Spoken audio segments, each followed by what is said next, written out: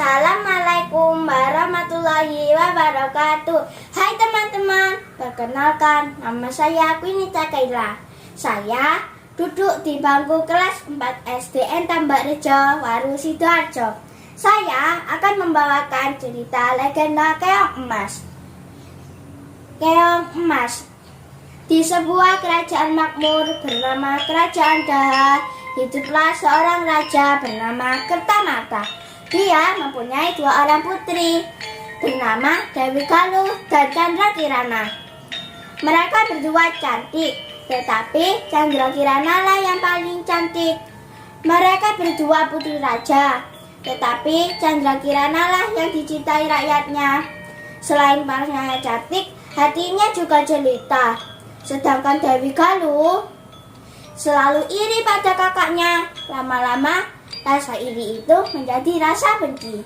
Suatu hari, putra mahkota dari Kahuripan, Raden Ino Kertapati, berkunjung ke kerajaan Daha untuk melamar putri raja. Raden Ino menyapa, "Selamat pagi Chandra Kirana." "Selamat pagi Dewi Galuh." "Selamat pagi Pangeran Ino," jawab Chandra Kirana. Aku pergi ke kamar saja," ujar Dewi Galuh sambil menggerutu. "Kenapa selalu Chandra Kirana yang memperoleh keuntungan? Akan aku singkirkan Chandra Kirana." Rasa dengki Dewi Galuh membuat gelap mata. Niat jahat untuk mencelakai Kirana pun terbesit di pikirannya. Ia mendatangi sebuah gubuk milik penyihir. "Permisi, apa ada orang di dalam?" "Apa yang Anda butuhkan, gadis manis?" "Aku membutuhkan bantuanmu, tolong bantu aku." "Kamu ingin melakukan apa?" "Aku ingin kamu menyihir Chandra Kirana menjadi sesuatu yang menjijikkan. Aku ingin Kirana menderita." Keesokan harinya, sepulang dari pasar, Chandra Kirana melewati sebuah sungai. Di sungai tersebut, Kirana dihadang oleh seorang perempuan yang buruk rupa. Perempuan tua itu adalah nenek sihir yang diperintah oleh Galuh untuk menyihir Kirana. "Kirana, siapa kamu?" "Diam! Aku kesini untuk menyihirmu menjadi keong emas." "Kenapa kamu ingin menyihirku? Apa salahku?" "Saudaramu yang menyuruhku menyihirmu." "Tidak mungkin, kau pasti berbohong." "Alangkah zam. Wahai Chandra Kirana, akan kukutuk kau menjadi keong emas. Kamu hanya akan menjadi manusia pada siang hari dan menjadi keong pada malam hari. Kutukan ini akan berakhir bila kamu bertemu dengan Raden Ino." Membuang keong emas ke sungai. Suatu hari, di desa Dadapan, seorang nenek sedang mencari ikan dengan jala. Keong emas tersangkut dalam jalannya, lalu keong emas itu dibawa pulang dan ditaruh di tempayan. Keongnya cantik. Ketika nenek tua itu pergi mencari ikan keesokan harinya, keong emas berubah menjadi wujud menjadi Chandra Kirana sebagai ucapan terima kasih karena telah menyelamatkan jiwanya. Chandra Kirana membersihkan rumah itu dan memasak untuk nenek tua. Setelah tugasnya selesai, Chandra Kirana berubah menjadi wujud keong emas kembali.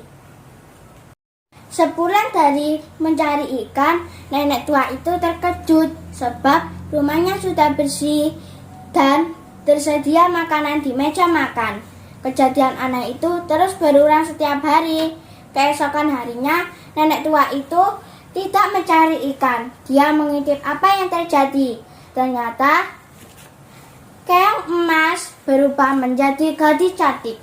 Nenek tua itu langsung masuk rumah dan Chandra Kirana terkejut. Dan Chandra Kirana menceritakannya terjadi. Sementara itu, Raden Ino Kertapati tidak percaya jika Chandra Kirana pergi begitu saja. Hasutan dari Dewi Galuh bahwa Chandra Kirana pergi karena tidak mau dinikahkan. Raden Inu Kertapati menyamar menjadi rakyat biasa dan mengembara untuk mencari Candrakirana. Rencana itu diketahui Dewi Galuh dan meminta penyihir itu untuk menggagalkannya. Si nenek sihir pun berubah menjadi burung gagak yang dapat bicara. Wah! Wah! Raden Inu mencium gelagat tidak baik dari burung gagak, sebab dia heran burung gagak itu selalu membawanya ke tempat yang jauh dan sepi. Lalu Raden Inu yang sakti jengkel. Dia memukul burung gagak itu dengan tongkatnya. Wah! Gagak itu berubah menjadi nenek sihir. Ternyata kamu nenek sihir yang jahat. Raden Inu semakin membulatkan tekadnya untuk mencari Candrakirana. Raden Inu terus mengembara sampai bekalnya habis dan sampai di desa Dadapan. Ia menghampiri gubuk. Saat hendak meminta makan, terkejutlah. Raden Inu melihat Candrakirana masak. Maka masuklah Raden Inu dan bertemu dengan Candrakirana. Akhirnya sihir dari nenek sihir pun hilang karena penjumpaan itu. Candrakirana tidak akan menjadi keong emas untuk selamanya. Akhirnya mereka hidup bahagia dan memboyong nenek ke istana. Pesan dari cerita ini, sifat iri dan dengki bisa memperkeruh pikiran.